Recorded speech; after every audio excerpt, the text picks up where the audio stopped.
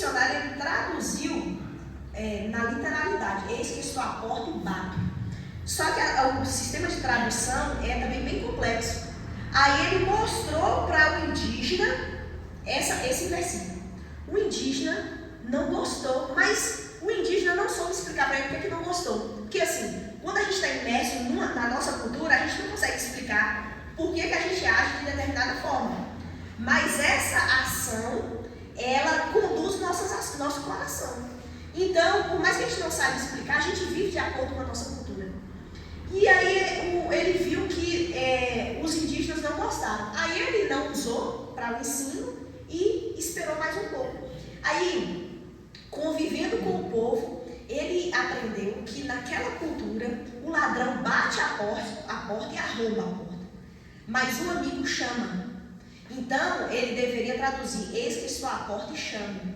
Se alguém ouvir a minha voz. Por quê? Porque Jesus é amigo, Jesus vem em paz. Mas o ladrão, o malfeitor, ele bate.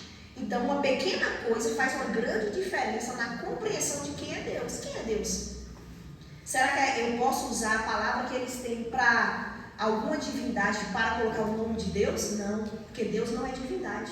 Então, veja, eu estou tentando trazer aqui para os irmãos compreenderem a dificuldade e o desafio para a obra missionária. Mas não é por causa da dificuldade que nós vamos falar de chama o voo. Deus nos chama para a obra dele. E a frase que eu coloquei aqui, é até a frase de um livro, que é missões é a razão do existir da igreja. Adorar o Senhor é o principal da nossa vida. Paulo escreveu, quer comais, quer bebais, ou façais qualquer outra coisa, fazei tudo para a glória de Deus. Então todas as nossas ações, as mais simples, como comer e beber, devem ser para a glória de Deus. Nós vivemos para a glória de Deus. E nesse viver para a glória de Deus envolve muita coisa. Envolve adoração, envolve relacionamento com a igreja, envolve crescimento. Mas várias coisas que nós fazemos aqui em adoração, nós vamos poder fazer no céu, adorar a Deus com cânticos. Hoje mesmo os hinos aqui foram maravilhosos. Eu não cantei para poupar minha voz, que eu estou ruim da garganta. Mas a gente vai adorar a Deus no céu. E vamos adorar perfeitamente, sem pecado. Vai ser uma coisa maravilhosa.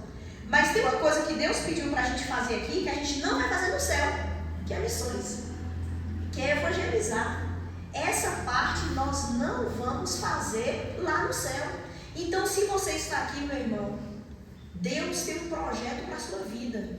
Quer fazer com que Ele seja conhecido em todos os povos. Deus disse, ser-me-eis testemunhas tanto em Jerusalém, quanto em toda a Judéia, Samaria e até os confins da terra.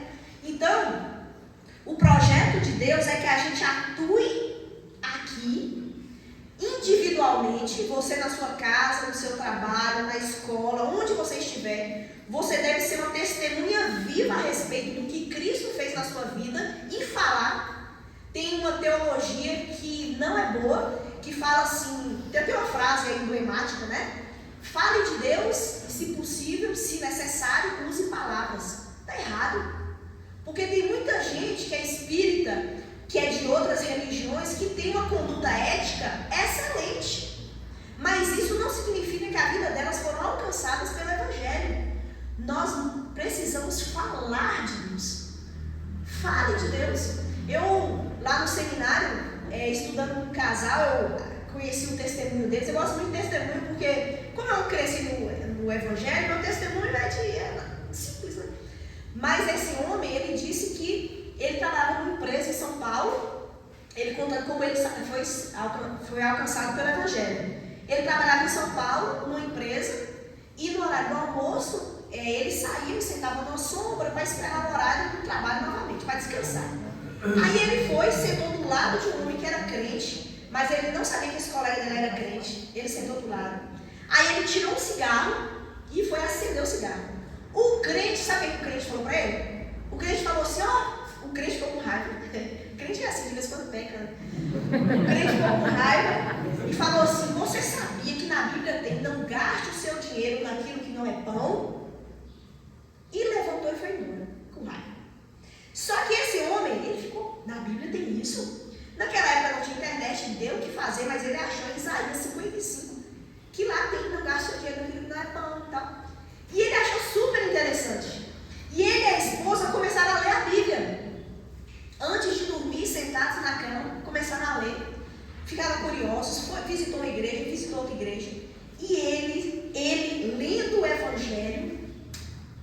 Deus falou com ele. E ele creu em Jesus como Salvador. Amém. E ele disse que ele leu vários meses e ele não entendia nada. Porque a Bíblia é assim. Se você não tem o Espírito Santo de Deus, você não entende. Mas Deus estava alcançando a vida dele. Até que ele lendo, ele compreendeu o Evangelho. Ele compreendeu Jesus. Ele entregou a vida dele a Jesus. Ele acordou a esposa para ler. A esposa não estava entendendo, mas depois Deus também fez uma obra na vida deles. E hoje eles são missionários. Mas começou com um crente com uma frase. Então assim, não seja assim tão bravo igual esse rapaz. Mas fale de Deus. De forma simples, da forma que você sabe, talvez só um versículo, mas fale de Deus, tenha esse assunto em sua boca, porque nós fomos chamados para isso. Eu tentei passar aqui um pouco o meu testemunho, vou falar mais alguma coisa, mas o maior testemunho que deve nos motivar é o de Cristo Jesus. Então abra lá em Mateus capítulo 9.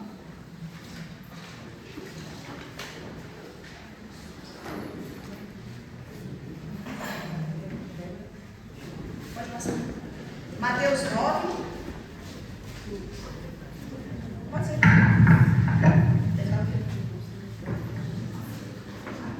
Mateus 9, versículo 35 a 38.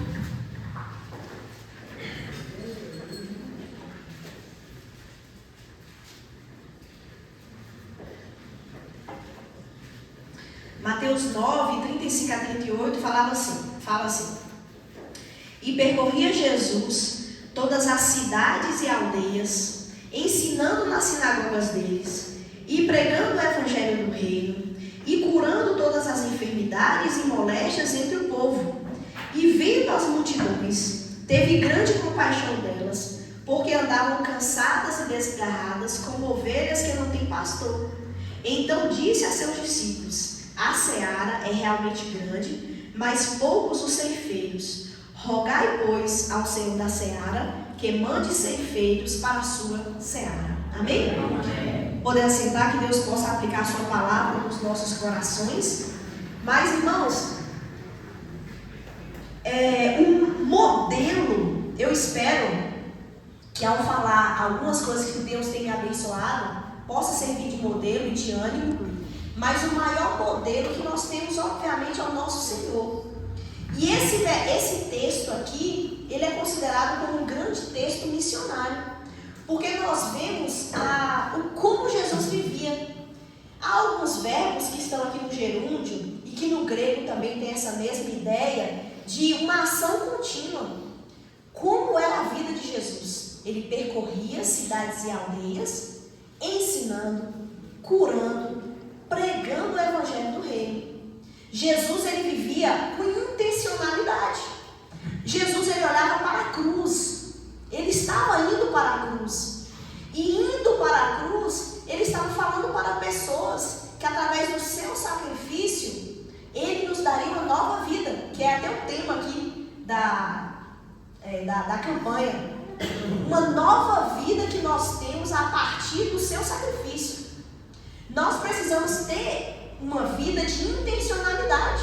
Enquanto a gente percorre, enquanto a gente caminha, enquanto a gente convive com pessoas, seja em casa, no trabalho, na escola, no ônibus, no Uber. A gente pega o Uber aqui no centro, com intencionalidade ao entrar ali e falar de Cristo para as pessoas. Como Jesus vivia. Nós precisamos ter isso em mente. Hoje nós estamos na época da política, virou uma bagunça no Brasil, esquerda e direita, e é uma confusão, e às vezes os crentes estão se acabando em discussões que não vai levar a lugar nenhum.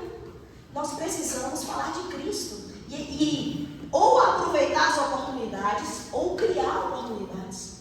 Quando eu era mais nova, meu pai teve um problema de saúde e foi para o hospital de base, e eu tinha muita vontade de falar de Jesus, mas eu tinha muita vergonha, porque quando eu ia falar, travava, eu sentia um calor, porque vergonha de falar de Jesus. Mas eu comecei a colocar diante de Deus. A primeira coisa que nós precisamos fazer, orar. Deus me dê oportunidades. Deus me dê coragem. Deus, eu quero falar do Senhor. E Deus vai providenciar tudo. Aí com meu pai entrou no centro cirúrgico, e eu fiquei sentada num lugar que tinha várias pessoas. E naquela época hospital de base, no corredor, tinha muitas macas, né? E eu estava ali e veio a mim. Você podia falar de Deus para quem está do seu lado, né? Mas aí eu travei e fiquei naquela luta interna. Vou falar o quê? Como é que eu vou falar? E aí aconteceu de alguém morrer numa maca. Aí teve todo aquele movimento, aquela correria do povo para ajudar aquela pessoa. Mas aquela pessoa morreu. E você sabe que todo mundo fica assim, né? Em choque assim, com essa questão. E levaram a maca. Aí tinha um homem do meu lado. Ele falou assim: menina, morreu, né? Será que morreu? Eu falei: acho que sim. E será que foi para onde? Ó, ele me deu toda a deixa, né? Ele puxou o assunto. Ele perguntou: será que morreu? Será que foi para onde? Aí Deus falou: agora é com tu. E graças a Deus, naquele dia, Deus me deu coragem. Eu falei, acho que meio embolado, falei meio assim, mas consegui falar. Deus deu a oportunidade. Eu saí dali tão feliz. Falei: poxa, que bom, sou a melhor crente do mundo. Falei de Deus. Falei, mas quem providenciou tudo foi Deus. Ser missionário, falar de Deus, irmãos, é algo precioso que Deus permite que nós façamos. Deus sabe das nossas limitações. Deus sabe que nós somos pecadores. Deus sabe que, humanamente falando, a gente não dá conta. Mas a obra da igreja não é humana, é espiritual. O evangelho foi pregado há 2000 anos atrás, um grupo de apenas 12 homens e algumas mulheres. E olha onde nós estamos, 2024, numa igreja tão bonita, o evangelho sendo pregado, e o evangelho avança. O evangelho avança. Quer você participe, quer você não participe, mas participar é um privilégio. E aí, falando desse privilégio, eu quero falar sobre 3 cenas que nós vemos nesse texto. Pode passar, por favor? A primeira cena é a cena da observação. Pode passar, está no versículo 36, que fala assim: vendo ele as multidões, Jesus, né, no capítulo que a gente leu, teve compaixão delas, porque estavam aflitas e desamparadas como ovelhas que não têm pastor. Então Jesus, ele tem essa atitude, nesse texto relatado, desse olhar. Ter compaixão é sentir a dor do outro, é se colocar na posição do outro. Irmãos, você é privilegiado de estar num ambiente tão bom, com tecnologia aqui nos ajudando, com conforto. Mas tem pessoas que vivem em locais mais difíceis, que não têm esse conforto, mas que nós precisamos ir lá pregar o evangelho para elas. Quando eu fui para o povo Deni, eu saía do Porto Velho e rodava 1h40 de avião pequeno, avião da missão da Asa de Socorro, que é um avião daqueles pequenos, pousava no Rio para chegar nessa aldeia. Isolada de tudo e de todos. Que você chega lá e fala: meu Deus, o que o povo está fazendo aqui? Longe. Não tem água encanada, não tem saneamento básico, não tinha geladeira, não tinha luz elétrica. Depois eu comprei a painel solar, né, e resolveu. Mas assim, não tinha internet, tinha um orelhão, ainda bem que tinha um orelhão. Mas assim, isolado. Mas aquele povo que vive ali é amado por Deus. Jesus morreu por eles. Se não for eu e você para ir lá falar de Deus, quem vai? Você sabia que lá já chegou o álcool? O alcoolismo é uma coisa que tem matado indígenas no Brasil. Para vocês terem ideia, nesse povo que eu morei, quando a gente... Lá também o pessoal chega de barco, né? Quando a pessoa chega com barco, ela tem que... Ou ela faz uma gaiola no motor do barco e passa o cadeado, ou ela tira todo o combustível do motor do barco e guarda em casa trancado, porque senão à noite os indígenas vão lá e tomam a gasolina, porque o alcoolismo é nesse nível. Eles pediam álcool porque lá tem muito inseto e tal, mas eles queriam álcool, diziam que era para passar de ferida, mas era para tomar o álcool. Perfume, você não pode dar perfume, toma perfume também. Você fala: meu Deus, como é que chega nisso? Quando a pessoa está num nível de alcoolismo muito drástico, ela tem essas atitudes loucas para saciar o seu desejo. O álcool chegou. A internet chegou lá tem 1 ano. Muitas coisas têm chegado, mas por que o evangelho demora tanto, né? Então nós precisamos ter compaixão. Pode passar? Então eu gostaria de falar de alguns povos aqui do Brasil que nós, como igreja, precisamos ter compaixão. Os primeiros são os indígenas. No Brasil tem 350 etnias, mais de 180 línguas faladas no nosso país. E cerca de 100 povos não ouviram nada a respeito de Jesus. Nada. Nós estamos prestes a comemorar o Natal, prestes assim que já está acabando setembro. Estamos aí olhando, daqui um dia acredito que ele vai estar todo arrumado para o Natal. Porque nós comemoramos que Jesus veio e nós aguardamos a sua segunda vinda. Tem gente que nunca ouviu que Jesus veio uma vez. Como pode isso, irmãos? Pode passar, irmão. Tem um outro povo que é o ribeirinho.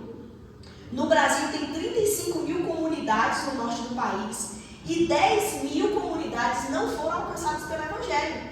E olha que os ribeirinhos, eles falam português. Outro povo, pode passar. Os ciganos da família Calon.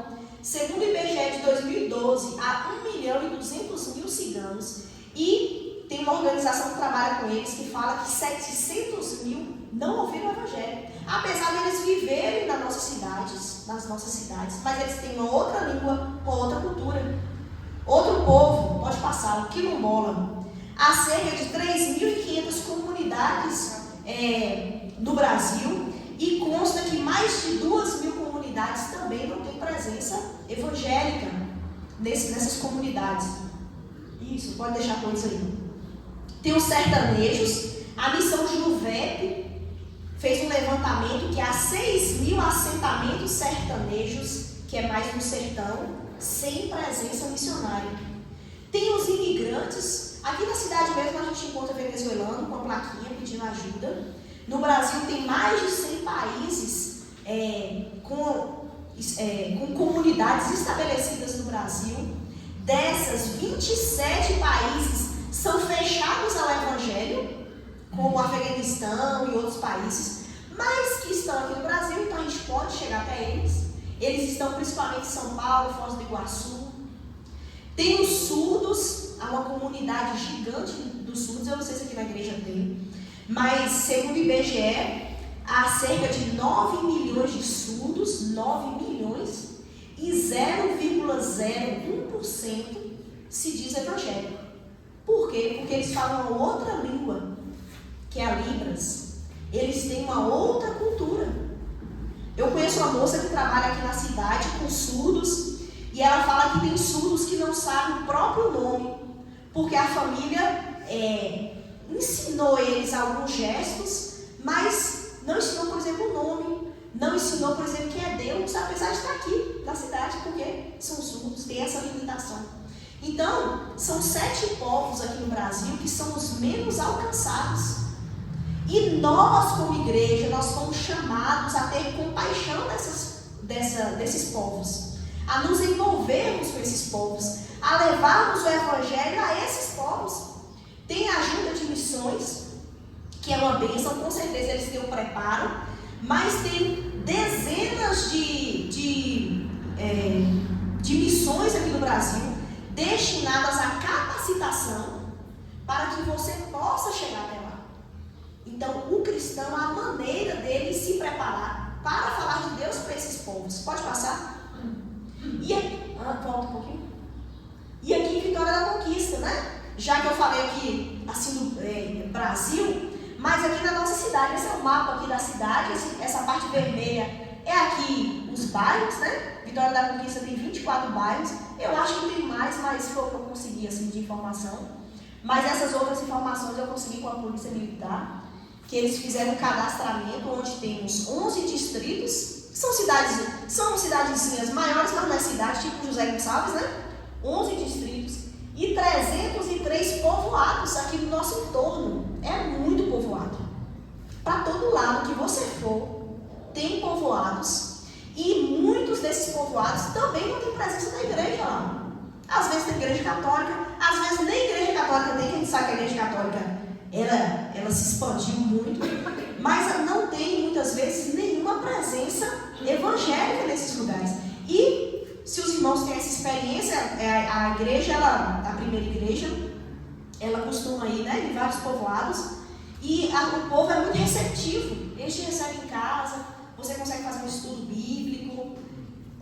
Tem oportunidades para ir. Mas veja, nós precisamos sair das 4 paredes e ir até esses locais. Porque as pessoas estão lá e elas precisam ouvir a respeito de Jesus, né? Então essa é a cena que nós vemos que Jesus teve diante das necessidades. Jesus olhou as multidões. Ele viu que elas andavam desgarradas como ovelhas que não têm pastor. Eu aqui trouxe algumas ideias para os irmãos verem as multidões. Multidões de indígenas, multidões de quilombolas, multidões de sertanejos, multidões na nossa região que estão como ovelhas, desgarradas, sendo massacradas por todo tipo de vício, de violência. Hoje, eu trabalhei com o povo Temi, mas depois da pandemia que eu estava aqui na cidade, Deus direcionou a minha vida para trabalhar aqui na cidade. Então hoje eu sou missionária aqui na cidade, sou vinculada à primeira igreja batista e nós temos feito várias coisas, indo em povoados aqui da região, mas a igreja tem alcançado 7 povoados, mas ainda tem 303, né? A nossa igreja tem 2007. Nós temos feito um trabalho ali na Unacom, que é um centro para tratamento de câncer aqui em Conquista. A gente dá marmitinha para pessoas que muita gente vem de fora e a gente fala de Deus também. Tem um trabalho nos hospitais que também nós vamos lá, entregamos lanche, também falamos de Deus. Tem um trabalho que eu tenho muito me envolvido, que é no Vila Elisa, é um bairro aqui da nossa cidade, um bairro muito carente. Que há 4 anos nós estamos trabalhando lá. Pela graça de Deus, construímos uma igreja lá, uma congregação. Tem um trabalho de embaixadores e mensageiros do rei, todo sábado à tarde. Tem muita criança lá, muita criança. E tentando trabalhar com os adultos. Lá é uma seara difícil, porque os adultos estão envolvidos numa vida de promiscuidade, a violência lá é muito séria, o uso e o tráfico de drogas é muito grande, mas nós estamos tentando alcançar vidas ali. Há 15 dias atrás, um menino tentou suicídio porque ele se envolveu com drogas e depois ele sofreu a pressão lá das pessoas e ele já não estava muito bem da cabeça, enfim. Ele acabou fazendo isso. Ontem, sexta-feira, uma moça de outra família também tentou suicídio. Nós fomos lá, visitamos e tal. Aí a mãe dela falou que ontem à noite ela tomou mais medicação, voltou para a UPA. E peço até que os irmãos orem, porque nesses casos você se sente muito impotente sobre o que fazer para ajudar mais. Essa moça, eu até conversei com ela à tarde, falei de Deus para ela, ela falou, eu vou para a igreja e tal, e foi uma conversa tão boa, oramos juntas, mas à noite ela tomou um coquetel de remédios e ela faz automutilação. E como você ajudar mais? Nós estamos ainda pensando em como pode ajudar, ela está sendo acompanhada, mas veja que o desafio é grande. E nas cidades, nas nossas cidades, há um fator interessante. O povo fala a nossa língua, nós somos falantes da mesma língua, nós temos a mesma cultura e muita gente, ou todos, já ouviram falar de Jesus. Mas há uma grande diferença entre ouvir de Jesus e saber realmente quem é Jesus. Os irmãos lembram lá no livro de Atos, em Filipe, ele vai, o Espírito Santo faz com que ele vá correndo do lado de uma carruagem, porque tinha um etíope, eunuco, que estava lendo o livro de Isaías. E Filipe pergunta para ele, entendes o que lês? Ele, como eu vou entender se não me explique? Hoje, nas cidades, nós vivemos isso. Há um evangelicalismo, há um neopentecostalismo que, na minha concepção, é um câncer dentro da igreja, que tem um sincretismo muito grande, mas que não fala do evangelho, não fala de Deus, não fala de pecado, não fala da necessidade da salvação e de mudança de vida. É o evangelho água com açúcar, que só fala de prosperidade, de riqueza e de bênçãos para si. E aí a pessoa quer as bênçãos de Deus, mas não quer saber de Deus. Quer os privilégios do reino, mas não quer saber do rei. Então nós vivemos essa loucura, que pessoas até às vezes lê a Bíblia, muitas vezes não, gostam muito de pastores coaches da internet, mas quando você abre a Bíblia, a pessoa, a Bíblia fala isso.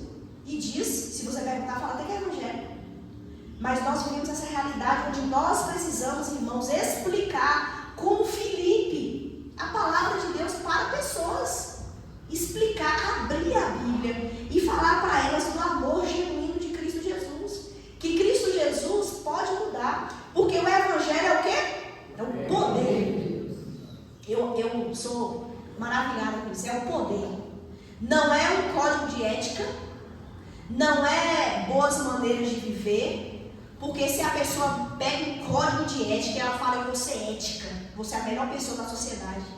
Mas se o seu coração não for transformado, não vale de nada. Mas só o poder de Deus pode transformar o nosso coração. E o problema do ser humano é o problema cardíaco, é o coração pecaminoso. E esse coração pecaminoso só é resolvido com o poder de Deus. Pode passar, irmão? Seguindo. Aí a terceira cena. Pode passar para frente. Pode passar, você voltou. Ah, sim, essa aqui.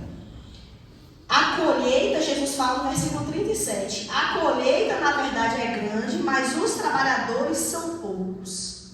E a pergunta que fica, né? Por que são poucos? Pode passar, irmão. Aí, pode deixar aí. Por que são poucos? Jesus tem chamado poucos ao serviço, ou será que poucos têm obedecido ao chamado? Acho que essa é uma questão que nós precisamos pensar. Será que há poucos trabalhadores porque Deus tem chamado poucos, ou é porque poucos têm obedecido? O que Deus tem chamado para a sua vida? Sabe que Deus não tem te chamado para ser missionário nos campos? Você deixar aqui a sua vida aqui e você se dedicar inteiramente ao Senhor? Vale a pena, irmãos. É maravilhoso. Deus te dá tantas oportunidades. Deus faz tantas maravilhas que você pode ver. Obedeça ao Senhor. Vale a pena. Não fique com medo. Apesar do medo, obedeça. Porque o nosso Senhor é um Deus de amor que não nos deixa. O nosso Deus é um Deus de compaixão. O nosso Deus é um Deus que salva. É Ele que salva. A gente só vai assistir o que Ele faz. E não tem nada que pague isso. Vale a pena. Tanta gente quer ser rico, quer ser famoso, quer ser influente. Para quê? Tudo vai passar. Daqui 100 anos, vou botar assim 100 anos, né? Jogar bem para cima. Daqui 100 anos, ninguém aqui vai estar vivo. Ninguém. O que você fez, o que você conquistou, ninguém vai nem lembrar. Mas a Bíblia fala: junte tesouros nos céus, onde nem a prata, nem a ferrugem, a traça consome, né? O nosso Senhor vai estar lá e você vai estar lá. Olha que bênção. E você vai poder dar para Deus daquilo que você fez. Deus, obrigada, foi o Senhor, foi por causa do Senhor. Teremos galardões, mas sabe, o galardão não é por nossa conta. Foi Deus agindo em nós, né? E pode passar, irmão.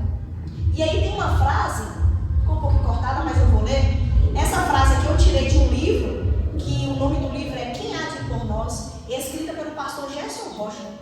Já ouviram falar do pastor Gerson Rocha? Já? Todo mundo, né? Graças a Deus. Ele foi uma bênção, foi pastor ali na primeira igreja batista, e ele tinha uma visão missionária. Ele era um visionário. E ele escreveu esse livro, e em algum capítulo ele estava ali numa discussão, porque tem gente que pensa assim: se a pessoa nunca ouviu falar do Evangelho, então ela não vai para o inferno porque ela não teve a oportunidade de aceitar Jesus. Isso é uma falácia. Romanos 1 diz que todo homem é indesculpável diante de Deus. Aí ele fala essa frase, ele fala assim: a pergunta que mais nos deveria inquietar não deveria ser esta: estão perdidos os povos que nunca ouviram o Evangelho? E sim esta: estarão salvos os que negam a salvação aos perdidos e nunca revelam um pingo de compaixão por eles? Forte, né? Estarão salvos os que negam a salvação aos perdidos? Eu fiquei bem impactada com isso. Porque às vezes a gente fica com tantas discussões, tantas coisas, mas esquecemos do nosso alvo, o nosso objetivo, que é levar o Evangelho. Nós precisamos levar o Evangelho. Pode passar, irmão. E aí vem a última cena, que é a cena da ação. É o versículo 38. Rogai, pois, ao Senhor da seara, que envie trabalhadores para a sua seara, para a sua colheita. Rogai. Rogai, irmãos, é insistir, é clamar, é falar, é implorar: Senhor, levanta trabalhadores. Porque se não for o Senhor que levante, é fogo de palha. A pessoa vai, faz uma coisinha e acaba. Mas nós precisamos rogar: Senhor, levante trabalhadores. E que você seja essa resposta dessa oração. Ao orar, que Deus te levante. Você pode e deve ser missionário indo, orando e contribuindo. Porque mas o Senhor levanta. O Senhor levanta, tem um homem desconhecido no ônibus para dar o mantimento, né? Deus usou corvos com Elias, comigo usou mundo, não foi nem urubu. Corvos, não sei se corvos é urubu, né? Mas enfim, Deus quer te usar na obra dele. E aí, irmãos, para concluir, vá lá para Mateus capítulo 28. Aqui ele falou para a gente rogar. Mas aqui ele nos dá, então, a direção como discípulos de Jesus. Mateus 28, eu vou ler do versículo 18 até o 20. Mateus, vocês só passar as páginas aí. Mateus 28, do versículo 18 ao 20. Versículo 18 diz assim: E chegando-se Jesus, falou-lhe dizendo: É-nos dado todo o poder nos céus e na terra. Portanto, ide, fazei discípulos de todas as nações, batizando-os em nome do Pai, do Filho e do Espírito Santo, ensinando-os a guardar todas as coisas que vos tenho mandado. E eis que estou convosco todos os dias, até a consumação dos séculos. Amém. Amém. Olha aqui a ordem do Senhor. Nós vimos, Jesus olhou as multidões. Eu espero ter trazido aqui uma pincelada das multidões que tem ao nosso entorno. Jesus teve compaixão delas. Jesus roga para que nós oremos para que Deus levante trabalhadores. E depois de vermos a vida de Jesus, então ele nos dá uma ordem. Irmãos, isso aqui não é um conselho. Sabe conselho? Se você puder, se você tiver tempo. Não é conselho, é uma ordem. Se o Senhor Jesus é o nosso Salvador, Ele também é o nosso Senhor. E como Senhor, Ele tem autoridade para nos dar uma ordem. A ordem do Senhor é cheia de amor. A ordem do Senhor é cheia de compaixão. O Senhor sabe de cada um. Eu estou vendo pessoas aqui mais idosas, estou vendo jovens. Cada um, irmãos, pode desenvolver a ordem do Senhor dentro da sua faixa etária. Eu já falei em igrejas, já falei em várias igrejas, e ao final, de vez em quando aparece alguém mais velho, falando: sou minha irmã, foi uma bênção. Mas assim, eu já fiz muito pelo Senhor, agora eu estou deixando com os jovens. Irmãos, a gente não tem autoridade para a gente se dar férias ou se dar aposentadoria. É claro que uma pessoa mais idosa não vai desenvolver um ministério como um jovem, mas o idoso tem muito a ensinar e ser usado na obra do Senhor. Sabe por quê? Se você está aqui ainda, é porque Deus quer te usar. Quando você for, aí pronto, né? Encerrou. Mas sua aposentadoria será no céu. Mas no céu nós vamos ter trabalho. Aí já é uma outra mensagem, né? Mas Deus nos fez para sermos ativos em sua obra. Então você se coloca diante de Deus. Deus, olha, eu sou a mulher casada. Eu não sou casada. Uma mulher casada pode falar: Deus, eu sou casada, tenho minha ocupação com minha família, mas eu quero servir ao Senhor. Deus vai te dar dentro da sua realidade. Se eu sou uma pessoa tímida, morro de medo, mas me usa. Deus vai te usar. Se eu já estou idoso, meus problemas de saúde, Deus vai te usar. Deus quer te usar. Se eu sou jovem, amém? Amém. Vá fazer missões. Você é o mais, tem mais uma ampla condição de ir, porque, por exemplo, esse lugar que eu vou, o idoso para isso é bem difícil, assim, as limitações. Mas mesmo assim poderia, sabe por quê? Vou contar uma historinha rapidinho. Quando eu fiz seminário, tinha uma mulher lá que ela tinha aposentado e foi fazer o seminário. Ela já era uma pessoa idosa e estava lá estudando. Aí ela contou o testemunho dela. Ela disse o seguinte: quando ela era jovem, ela era da igreja, ainda, né? Da Igreja Batista de Itabuna, primeira Igreja Batista de Itabuna. Ela disse que quando ela era jovem, ela foi muito desafiada na obra missionária. Deus falou no coração dela e ela falou: vou ser missionária. E estava assim, ó, jovem, solteira, poderia ir. Só que aí ela arrumou um namorado. Esse namorado apareceu na igreja e aí ficou naquela, né? Agora arrumou um namorado. Aí ela falou pro namorado o desejo dela. Ele falou: não, quando a gente gente casar, eu vou ser missionária com você. Aí, que bom. Aí, casou. Só que esse rapaz, infelizmente, ele foi um homem que ele era ímpio, ele não era temente a Deus. Ele só colocou ali uma capa para poder namorar com ela. E ela sofreu muito na mão dele. Ela sofreu violência. Ele saiu da igreja, se tornou um alcoólatra. Assim, a vida dela, infelizmente, foi água abaixo. Ela não conseguiu ir na juventude. Teve 3 filhos com ele. Um filho morreu na infância, no berço. Foi essa situação, nossa, muito difícil. Ela passou por muito sofrimento. E aí esse homem, em algum tempo lá, ele faleceu. Ele faleceu, aí ela teve que criar suas filhas. Então ela era zeladora da igreja. Com isso ela conseguiu criar suas filhas. Uma filha dela se tornou missionária da Missão Novas Tribos. Trabalhou com o povo lá no Amazonas. E aí quando ela aposentou, ela falou, agora eu vou. Ela foi. Apesar de tudo. Mas ela disse que o desejo estava no coração dela. E ela foi ser missionária. Dentro da limitação, porque ela era uma pessoa idosa, mas ela trabalhou durante 10 anos ainda, acho que ela aposentou tem 2 anos. Aposentou assim, porque aí ela ficou mais idosa e foi morar com a filha. Mas ainda serviu ao Senhor naquilo que o Senhor tinha para ela. Então, né, nem sendo tão idoso assim, a pessoa, né, não pode ir. Mas irmãos, animem-se para servir ao Senhor, vale a pena. O final do texto fala que Jesus está conosco todos os dias até a consumação dos séculos. A gente nunca está sozinho. Deus levanta a igreja. Eu sou solteira. Já viajei muito. Vou no Vila Elisa só. O povo fala, menina, é um bairro perigoso. Tem uma vez que eu estava dando estudo para uma mulher. Mas assim, eu fui um pouco... eu sei que os irmãos vão falar assim, você não deveria, né? Mas a mulher queria estudo bíblico. Eu estava lá. Eu entrei na cozinha dela. Estudamos a Bíblia junto. Quando eu passei, que eu olhei para um quarto, tinha um monte de homens, tinha uns 8 homens. Sem camisa, porque estava bastante calor, a casa paupérrima. Eles estavam sentados no chão, enrolando umas trouxinhas de alguma coisa.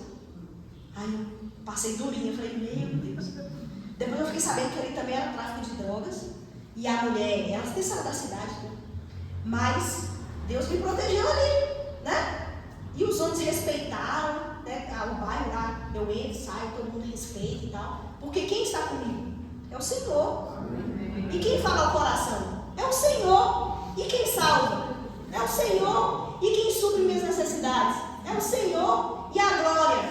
É do Senhor. E daí o que Jesus ele faz? Ele só deixa a gente participar daquilo que ele já está fazendo lá de igreja. Ele só quer que você participe do que ele já está fazendo. Então que Deus anime sua vida para você participar daquilo que ele já está fazendo.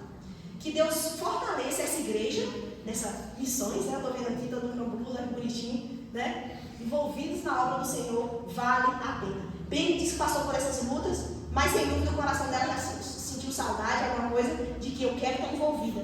Porque nós somos chamados para isso. Que Deus possa abençoar grandemente a vida dos irmãos. Eu queria agora rogar ao Senhor que levante trabalhadores, já que esse foi o tema, né, no final, rogai ao Senhor da Seara que levante trabalhadores. Então vamos orar, irmãos? Vamos.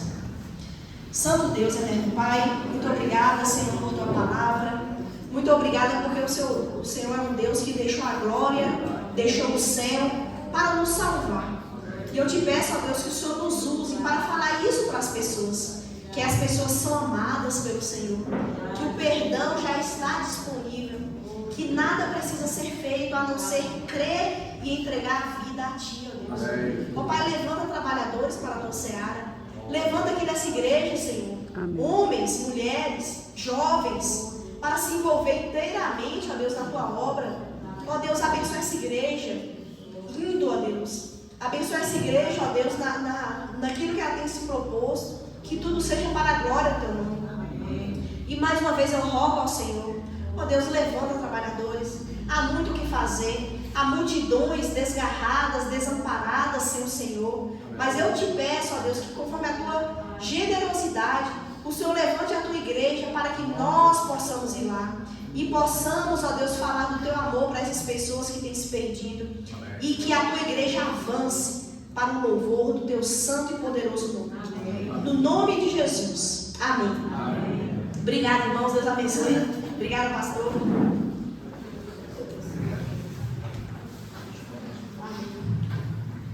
Amém.